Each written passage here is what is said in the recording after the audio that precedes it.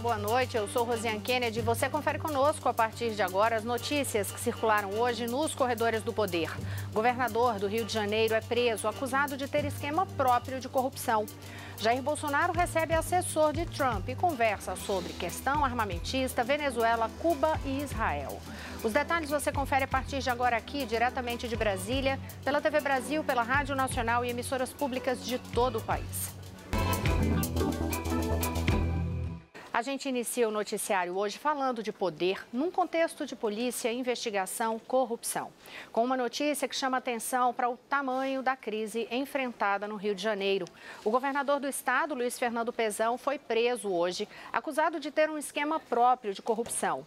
Pezão é o primeiro governador fluminense a ser preso no exercício do cargo, mas compõe um quadro que tem desde 1999 4 governadores do Rio presos ou com passagens pela cadeia. Os escândalos infiltrados na estrutura de poder do Rio de Janeiro também já levaram para a prisão o presidente da Assembleia Legislativa. E agora, como é que fica a gestão no Rio de Janeiro e o processo de transição para o próximo governo? Então a gente começa a detalhar todos esses pontos a partir de agora. Vamos conversar com o repórter Maurício de Almeida, que está em frente ao batalhão de Niterói, onde Pezão está preso. Boa noite, Maurício. Vamos começar falando dessa prisão, que horas ocorreu, quais foram as acusações detalhadamente contra o governador. Olá, Rosiane, boa noite. Foi um dia bem movimentado aqui no Rio de Janeiro, um movimento que começou bem cedo. O governador Luiz Fernando Pezão foi preso por volta das 6 horas da manhã no Palácio Laranjeiras, que é a residência oficial do governo do estado. Nesse momento, Pezão está aqui, olha só, no batalhão prisional de Niterói da Polícia Militar. Ele veio para cá porque é governador de estado e por isso tem direito a uma prisão especial numa sala de Estado Maior, que está acontecendo aqui nesse batalhão. Ele chegou por volta das 4 horas da tarde. Quando a Polícia Federal chegou no Palácio Laranjeiras, os policiais contaram que o governador ficou assustado, não sabia o que estava acontecendo. A princípio pensou que seria uma operação de busca e apreensão, mas foi comunicado que estava sendo preso. Pezão então pediu para ligar para os advogados e para tomar um café antes de ser transferido para a sede da Polícia Federal aqui no Rio de Janeiro. Na superintendência da Polícia Federal, Pezão prestou depoimento durante 3 horas e lá mesmo fez o exame de corpo de delito antes de ser transferido aqui para o batalhão prisional de Niterói, que fica na região metropolitana do Rio de Janeiro. O delator Carlos Miranda, que é considerado operador financeiro de Sérgio Cabral, denunciou que Pezão fazia parte do esquema de cobrança de propina de Sérgio Cabral. É bom lembrar que Pezão foi vice-governador de Sérgio Cabral e acumulava, na época, o cargo de secretário de obras. Segundo Carlos Miranda, Pezão recebia uma mesada de R$150 mil por mês e recebeu também 2 bônus de R$1 milhão cada. Quando assumiu o governo, Pezão teria continuado com o esquema de cobrança de propina e até aumentado esse esquema. Cabral pediria 5% e Pezão 8%. A Polícia Federal fez um rastreamento das contas bancárias de Pezão, de telefonemas e também de trocas de e-mail e confirmou que Pezão realmente estava organizando esse esquema de cobrança de propina. O levantamento feito pela Polícia Federal revelou que entre 2007 e 2015 ele teria recebido R$40 milhões em pagamentos de propina de empresas que faziam contratos com o governo do estado. Como Pezão é governador em exercício, o pedido de prisão teve que ser decretado pelo Superior Tribunal de Justiça, já que ele tem foro privilegiado. O ministro Félix Fischer decretou a prisão preventiva, aquela que não tem prazo para acabar. Um dos motivos alegados pelo ministro do STJ, Félix Fischer, para conceder o pedido de prisão preventiva foi de que um telefonema gravado pela Polícia Federal revelou Pezão conversando com uma pessoa e falando que iria ajudar Sérgio Cabral a mudar de cela no presídio de Bangu 8, uma vez que Sérgio Cabral foi punido com isolamento na solitária. Pezão disse que ia agir para fazer com que Cabral saísse da solitária. Esse pedido da prisão de Luiz Fernando Pezão foi feito pela Procuradora-Geral da República, Raquel Dodge. Hoje, depois da prisão, ela conversou com os jornalistas e explicou o motivo. Vamos ouvir. Os integrantes da Força Tarefa da Lava Jato têm revelado com muita acuidade que este é um esquema criminoso que ainda não cessou. E é por essa razão, do fato de os infratores ainda continuarem praticando estes crimes, é que chegou-se à necessidade de requerer prisão preventiva para garantia da ordem pública. Outras 6 pessoas foram presas na operação de hoje, incluindo um sobrinho do governador Luiz Fernando Pezão, o atual secretário de governo e o secretário de obras. 2 pessoas permanecem foragidas. Essa prisão de Luiz Fernando Pezão era mais ou menos uma coisa dada como certa, que iria acontecer mais cedo ou mais tarde. Todo mundo aqui no meio político do Rio de Janeiro acreditava que ela iria acontecer no ano que vem, quando ele não estivesse mais no governo. A grande surpresa foi Pezão ter sido preso hoje, ainda ocupando o cargo de governador. Afinal, Pezão está ao lado de Cabral desde o primeiro governo de Cabral, foi vice-governador dele, secretário de obras, e por isso, aqui no meio político do Rio, todo mundo acreditava que eram dias contados para Pezão ser preso, Rosiane. Ô Maurício, e a gente está justamente nesse momento de fim de governo, né? O vice-governador, Francisco Dornelles, ele fica no comando do estado agora. Estamos também nesse período de transição e tanto Dornelles como o próximo governador, Witzel, eles falaram hoje sobre essa prisão e as consequências, né? É isso mesmo, Rosiane. Logo que ficou sabendo da prisão de Luiz Fernando Pezão, Francisco Dornelles foi para o Palácio Guanabara, que é a sede do governo do Rio de Janeiro, para despachar e assumiu imediatamente o cargo de governador. Não é a primeira vez que Francisco Dornelles, que tem 83 anos, assume o governo do estado. Ele já ficou um longo período, 7 meses ele ficou à frente do governo do estado, em 2016, quando Pezão se licenciou para tratar de um problema de saúde. Dornelles comentou que é uma violência contra Pezão esta prisão. Diz que vai continuar trabalhando no governo para garantir a recuperação fiscal do Rio de Janeiro, mantendo o acordo que foi firmado com a presidência da República. Já o governador eleito, Wilson Witzel, disse que apesar da prisão de Pezão, a transição vai continuar acontecendo de forma normal, que agora ele vai negociar com Dornelles. Wilson Witzel conversou hoje com jornalistas. Vamos conferir. Não atrapalha a transição, acabei de receber o telefonema do governador Dornelles, me chamou para conversar, nós já conversamos outras vezes, mas vamos agora só afinar com ele as próximas apresentações que serão feitas, de forma que a gente consiga preparar tudo para que no 1º de janeiro de 2019 nós já estejamos em condições de continuar governando o estado do Rio de Janeiro. Wilson Witzel falou também que vai fazer uma grande devassa em todos os contratos do governo do estado para tentar descobrir se existe algum tipo de irregularidade. Durante todo o dia nós tentamos entrar em contato com a defesa do governador Luiz Fernando Pezão, ligamos, mandamos diversos e-mails, mas até agora a defesa de Luiz Fernando Pezão não se pronunciou sobre a prisão do governador do Rio de Janeiro. Rosiane. Maurício, como a gente destacou na abertura do jornal, a prisão de Luiz Fernando Pezão expõe esse quadro crítico de escândalos de corrupção na estrutura de poder do Rio de Janeiro. Já são 4 governadores, né, presos desde 1999. Além disso, há as prisões dos presidentes da Assembleia Legislativa e a Alerj, de deputados estaduais, da maioria dos conselheiros do Tribunal de Contas do Estado e até do Procurador-Geral do Ministério Público. Então, a gente preparou alguns quadros para detalhar esses casos. Vamos começar aí, você vai ajudar a gente a mostrar aí essa situação. Vamos começar com o quadro de prisão dos governadores fluminenses. Maurício. Bem, Rosé, realmente é um quadro lamentável. Aqui no Rio de Janeiro, os últimos 4 governadores já foram presos ou passaram pela prisão. São eles Antony Garotinho e Rosinha Garotinho, que no momento respondem aos processos em liberdade, e Sérgio Cabral, que já foi condenado a mais de 100 anos, está preso, e agora Luiz Fernando Pezão. São 4 governadores desde 1999, todos envolvidos em esquema de fraude eleitoral, corrupção e lavagem de dinheiro. Motivos que devem explicar certamente por que o Rio de Janeiro entrou nesse quadro de falência com tantos problemas que o estado enfrenta, Rosiane. E aí tem as outras situações, né, Maurício? No caso da Alerj e também dos demais presos nessas estruturas de poder. Sim, Rosé, como nós falamos diversas vezes aqui sobre o esquema de Sérgio Cabral, era um esquema complexo. Ele ganhava propina e dividia essa propina com deputados, com procuradores, com várias pessoas ligadas ao poder público aqui no Rio de Janeiro, justamente para silenciar esse poder público. Na Assembleia Legislativa, por exemplo, 3 ex-presidentes estão presos. Um deles é o próprio Cabral, que já presidiu a Assembleia Legislativa do Rio de Janeiro. Outro ex-presidente preso é Jorge Pisciani, que está em prisão domiciliar. E Paulo Melo, também ex-presidente da Assembleia Legislativa do Rio, também foi preso. Todos esses ex-presidentes da Assembleia Legislativa controlavam o Legislativo aqui do Rio de Janeiro para que ele aprovasse propostas do governador Sérgio Cabral e do governador Luiz Fernando Pezão e impedir o avanço da oposição. E para isso, eles também distribuíam mesadas para deputados que também foram presos esse ano. Ao todo, são 10 deputados estaduais aqui do Rio de Janeiro, quase todos líderes de bancada, líderes de partidos, que foram presos. São deputados que atuavam para favorecer o esquema de Sérgio Cabral. Além desses 10 deputados, 5 conselheiros do Tribunal de Contas do Estado do Rio também foram presos. Conselheiros que teriam que fiscalizar as contas do governo. Essas contas eram fiscalizadas por conselheiros que eram subornados.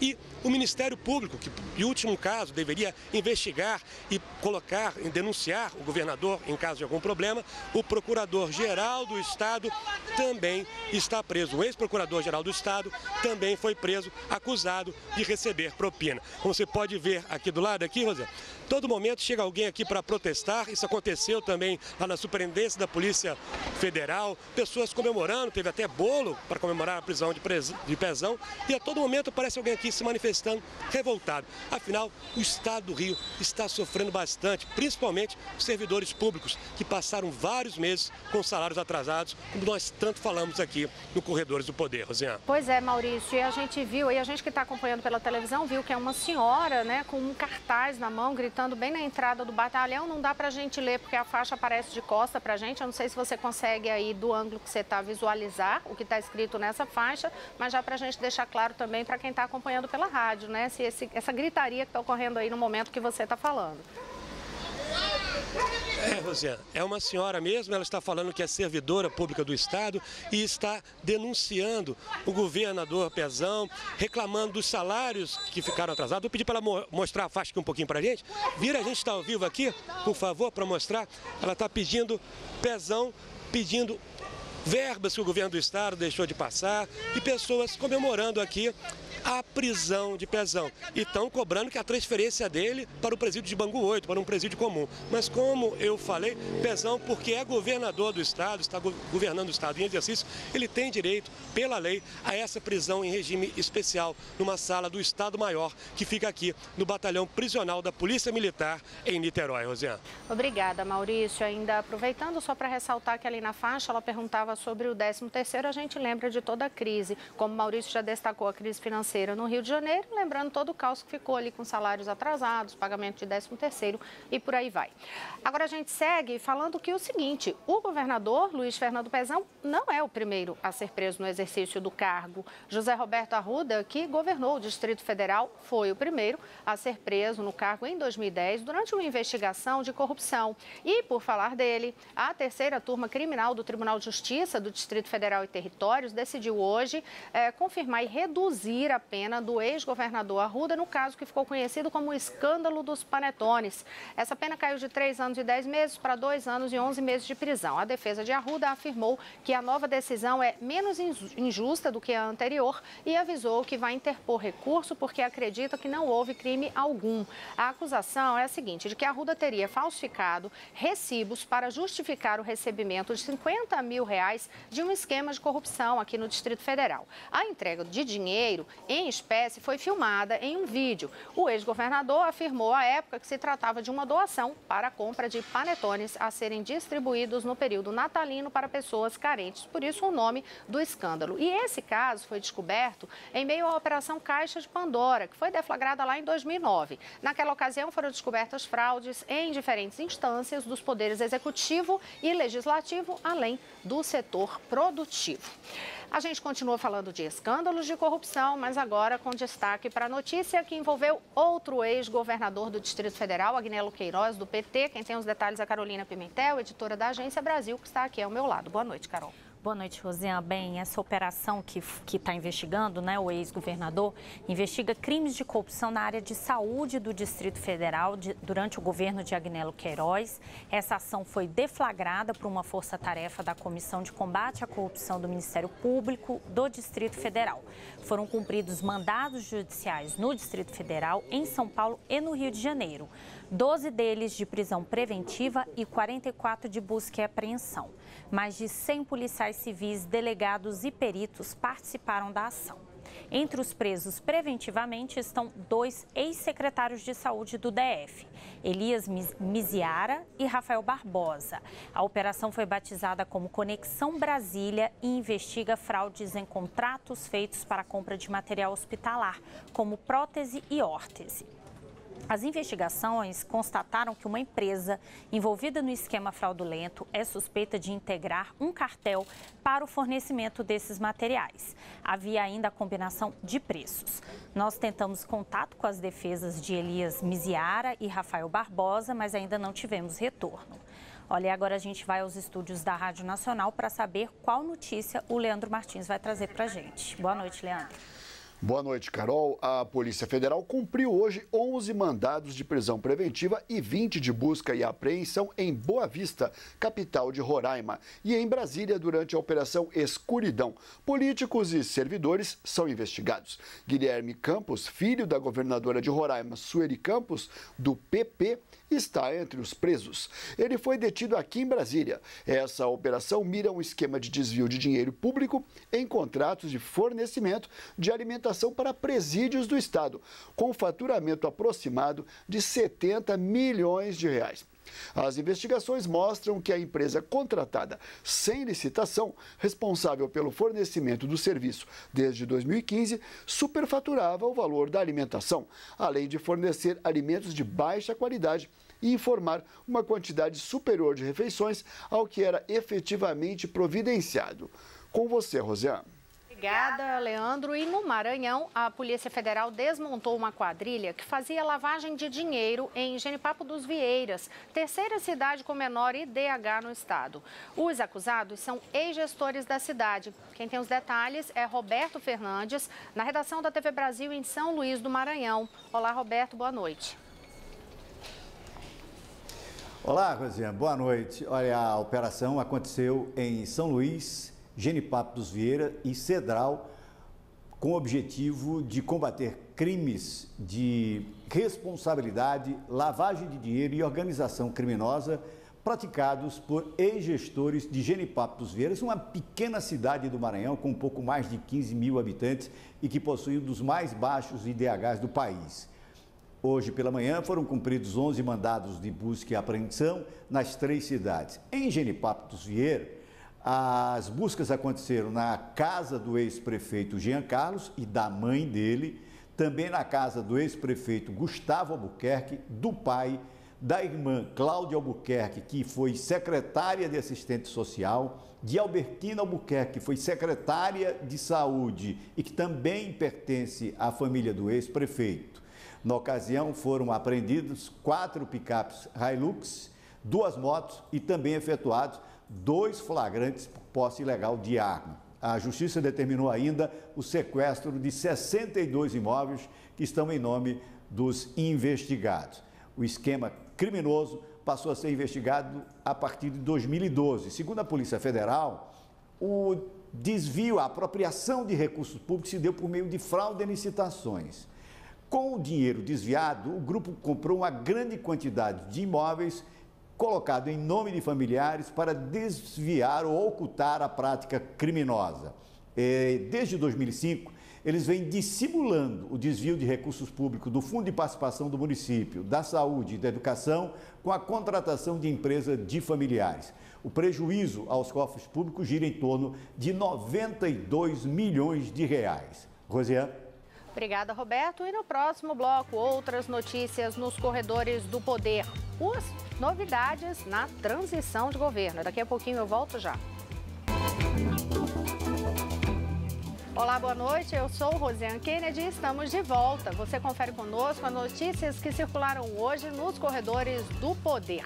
Vamos conferir agora como foi o dia do presidente eleito Jair Bolsonaro. Ele recebeu em casa o assessor de Segurança Nacional dos Estados Unidos, John Bolton. Após o encontro, revelou os temas abordados. Confira. Já tive alguns encontros com a autoridade dos Estados Unidos. Hoje foi com o John Bolton. Muita coisa nós conversamos, 1 hora aproximadamente. Questões internas que interessam aos dois países, geopolítica, questão armamentista, Venezuela, Cuba. Foi uma grande aproximação, mais um grande passo que nós demos em direção aos Estados Unidos em direção a nós.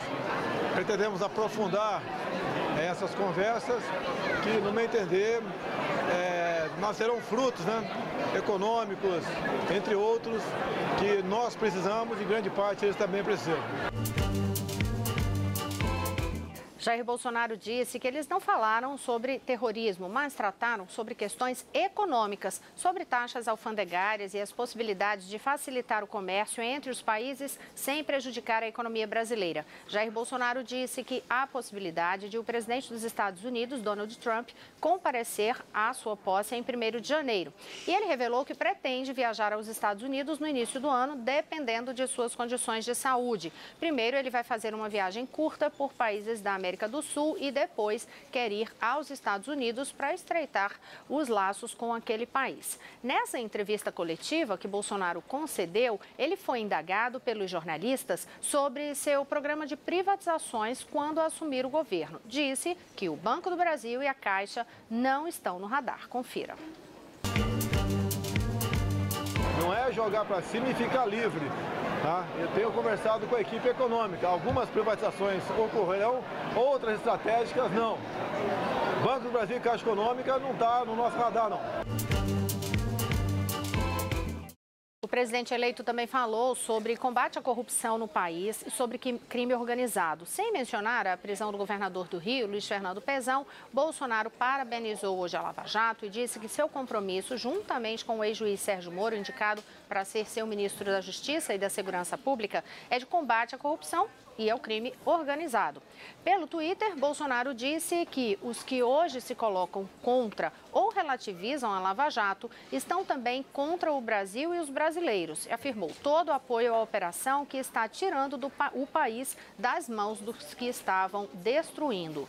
Ele também foi indagado hoje sobre uma mensagem postada pelo filho dele, Carlos Bolsonaro, no Twitter, que dizia: a pergunta que não pode calar e que muitos que se dizem jornas fazem questão de esquecer é quem mandou matar Jair Bolsonaro. Será que se fazem de idiotas porque foi um ex-membro do PSOL e simpatizante do PT? Bolsonaro falou sobre o caso. A morte interessa para muita gente, para o crime organizado, interessa, não sei, estava próximo, quando eu recebi a facada, estava muito próximo de mim o elemento. Inclusive, ele recentemente era filiado ao PSOL, houve um fato na Câmara dos Deputados que alguém tentou entrar com a carteira de identidade dele, então, no meu entender, está uma investigação bastante fácil de ser concluída. Eu sabia do risco que estava correndo desde o primeiro momento, o crime organizado, logicamente, não interessa as políticas que eu estou adotando, que o Sérgio Moro quer adotar, as organizações criminosas de colarinho branco também, a questão ideológica. Obviamente, ninguém contava, da cúpula que tem comandado o Brasil nos últimos 20 anos, que eu chegasse ao poder.